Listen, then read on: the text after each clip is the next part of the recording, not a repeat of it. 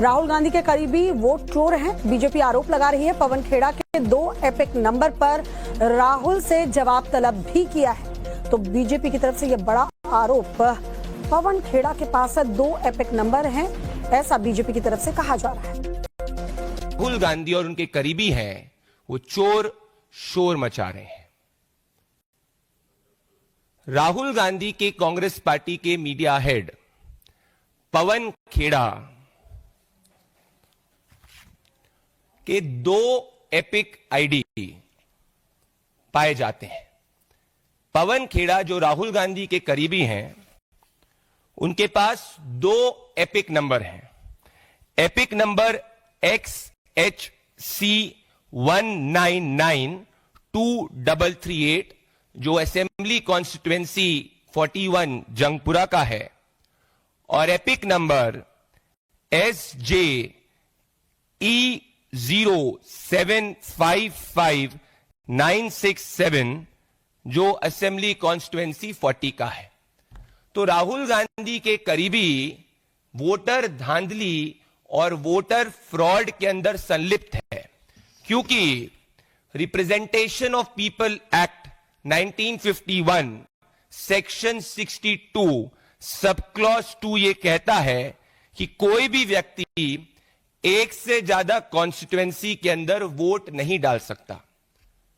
हम राहुल गांधी से ये पूछना चाहते हैं कि जब उन्हीं के खुद के मीडिया हेड के 2 एपिक नंबर जो मैं आपके सामने यहां रख रहा हूं, आप देख सकते हैं क्लियरली कि ये एक एपिक नंबर है और ये दूसरा एपिक नंबर है, जो रिप्रेजेंटेशन ऑफ पीपल एक्ट के हिसाब से क्रिमिनल है, गैर कानूनी है, उसका सेक्शन 62 सब क्लॉज 2 को वायलेट करता है।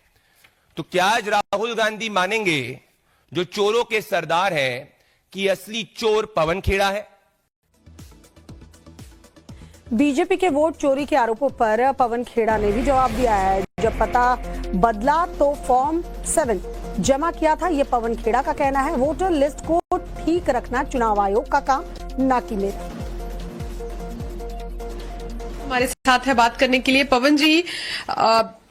बिहार में आप लोगों ने वोटर अधिकार यात्रा का कल समापन किया और आज अमित मालवीय आप पर सवाल खड़े कर रहे हैं। वो कह रहे हैं कि वोट चोर के आरोप हमारे ऊपर लगाते हैं, यात्रा करते हैं, और देखिए पवन खेड़ा जो गांधी परिवार के बहुत करीब है, इनके तो खुद ही 2 एपिक नंबर है। यही सवाल तो हम चुनाव आयोग से उठा रहे हैं, आज वो भी उठा रहे हैं।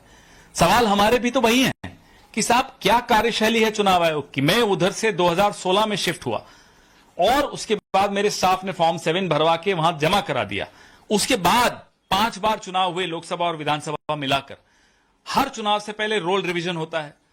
ये इस तरीके से रोल रिवीजन करते हैं कि एपिक मेरा काटा ही नहीं, बीएलओ क्या घर बैठकर रोल रिवीजन कर रहा है कि उसको वहां जाकर ही मालूम पड़ेगा ना उसको कि मैं वहां नहीं रहता। तो ये जिम्मेदारी किसकी है? पवन खेड़ा की तो नहीं है। पवन खेड़ा तो फॉर्म 7 दे सकता है बस, उसके बाद जिम्मेदारी किसकी है? चुनाव आयोग की जिम्मेदारी। देश में चुनाव ठीक हो, ये जिम्मेदारी न मेरी है, न राहुल जी की है, न कांग्रेस पार्टी की है, न आपकी है, ये चुनाव आयोग की है। वोटर लिस्ट दुरुस्त रहे, अपडेटेड रहे, ये जिम्मेदारी किसकी है? न मेरी है, न राहुल गांधी की है, न आपकी है, न कांग्रेस पार्टी की है, चुनाव आयोग की है। यही सवाल जो हम उठा रहे हैं, आज अमित मालवीय उठा रहे हैं, पिछले महीने अनुराग ठाकुर ने उठाए थे। फॉर्म 7 आपने जमा कर दिया, ये आप कह रहे हैं। क्या आपको इस बात की जानकारी थी कि उस जगह पर नाम नहीं? मुझे आज मालूम पड़ा, क्योंकि लिस्ट हमें थोड़ी मिलेगी साहब, लिस्ट तो बीजेपी को ही मिलेगी, हमें कहां मिलेगी? हम तभी तो कह रहे हैं वाराणसी की लिस्ट दीजिए मशीन रीडेबल। और प्रधानमंत्री नरेंद्र मोदी को गाली देने के खिलाफ केरल में प्रदर्शन हो रहा है। तिरुवनंतपुरम